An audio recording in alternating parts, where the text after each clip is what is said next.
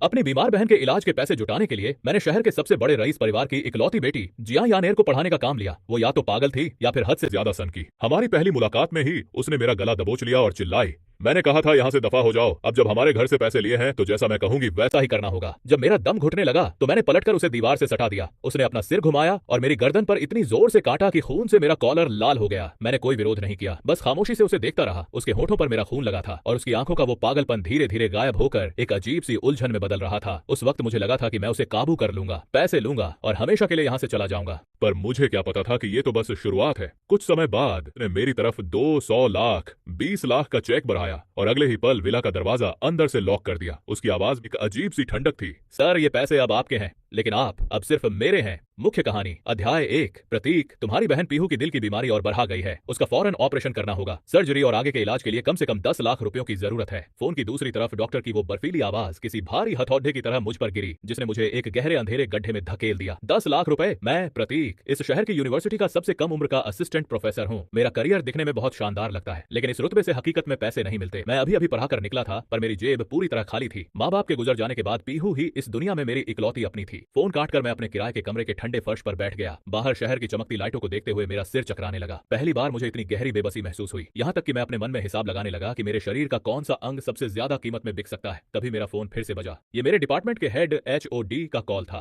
प्रतीक, एक ट्यूशन का काम है, काफी अलग है। एक दिन के 10,000 रुपए मिलेंगे, करोगे? मैं झटके से सीधा होकर बैठ गया। हाँ सर, जरूर करूंगा। जल्दबाजी मत करो, पहले पूरी बात सुन लो। हेड की आवाज में एक थकान थी। स्टूडेंट जिया यानेर है। जिया यानेर का नाम सुनते ही मेरा दिल बैठ गया। वो इस शहर के सबसे अमीर जिया परिवार की इकलौती वारिस थी और हमारी यूनिवर्सिटी का हर प्रोफेसर उसके नाम से ही कांपता था। वो एक ऐसी लड्डचकी थी जिसके बारे में बात करते ही सबको सिरदर्द होने लगता था। मेरे होश उड़ गए। दरअसल मैं इस दुनिया का असली निवासी नहीं था। मैं तो एक ट्रांसमिग्रेटर था जो इस कहानी की किताब के अंदर आ फंसा था। और मुझे अच्छे से पता था कि जिया यानेर कौन है। वो इस किताब की वो सन की और जुनूनी विलेन यंडरे हेरोइन थी, जिसकी कब्जे वाली भूख, पॉजेसिवनेस पूरी दुनिया को निगल सकती थी। मैं उसके करीब कभी नहीं जाना चाहता था। मैंने सुना था कि उसे बहुत ही गंभीर मानसिक बीमारी थी। उसने अपनी सनक से शहर के 3 नामी प्रोफेसर्स को इतना डरा दिया था कि उन्हें दिल का दौरा पड़ा और वे सीधे अस्पताल पहुंच गए। उसमें हिंसा कूट कूट कर भरी थी और वो अपनी जिंदगी के बुनियादी काम भी खुद नहीं कर पाती थी। मेरा मन हुआ कि मैं तुरंत मना कर दूं, लेकिन वो 10 लाख रुपए मेरे सामने एक पहाड़ की तरह खड़े थे।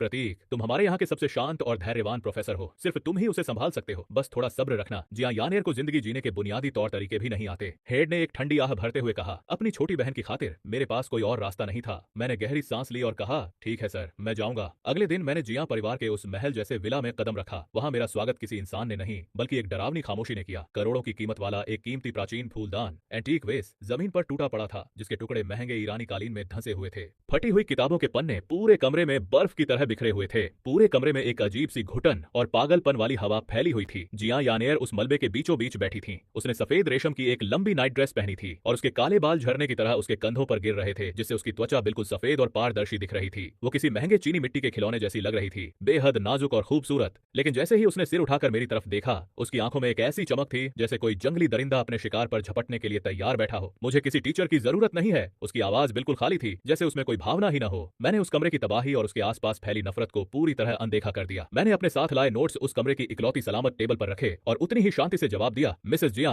मैंने इस काम के पैसे लिए हैं और मैं अपनी जिम्मेदारी पूरी करूंगा। आज से आपकी पूरी जिंदगी। वो किसी चिढ़ी हुई बिल्ली की तरह सोफे से उछली और सीधे मुंह पर झपट पड़ी। उसकी पतली लेकिन बर्फीली उंगलियों ने मेरे गले को पूरी ताकत से दबोच लिया। अगर हमारे घर से पैसे लिए हैं तो मेरी बात माननी होगी। अभी के अभी यहाँ से दफा हो जाओ। दम घुटने का एहसास मुझे घेरने लगा। उसकी ताकत उसकी काया के हिसाब से बहुत ज्यादा थी। उसकी आंखों में सिर्फ पागलपन और सब कुछ तबाह कर देने की चाहत थी। मुझे तुरंत समझ आ गया कि वो मुझे सिर्फ डरा नहीं रही थी, वो सच में मुझे जान से मार देना चाहती थी। जब मेरी आंखों के सामने धुंधलापन छाने लगा तो आखिरी पल में मेरे बचने की प्रवृत्ति, सर्वाइवल इंस्टिंक्ट जाग उठी। मैंने अपनी पूरी ताकत लगाई और उसकी कलाई को झटके से पकड़ लिया। एक ही झटके में मैंने उसे घुमाया और धप की आवाज के साथ उसके दुबले पतले शरीर को ठंडी दीवार से सटाकर दबोच लिया। उसकी छटपटाती हुई बाहों को मैंने अपने एक ही हाथ से, उसकी दोनों बाहों को मैंने उसके सिर के ऊपर ले जाकर मजबूती से दबोच लिया। ताकत के इस बड़े अंतर ने उसे पूरी तरह बेबस कर दिया था। वो पागलों की तरह छटपटाई। उसकी आंखों में एक पल के लिए घबराहट दिखी, लेकिन अगले ही पल वो और भी गहरे जुनून में बदल गई। उसने अचानक अपना सिर घुमाया और अपना मुंह खोलकर मेरी गर्दन पर पूरी ताकत से काट लिया। एक तेज और तीखा दर्द मेरी नसों में दौड़ गया। गर्म खून मेरी हंसली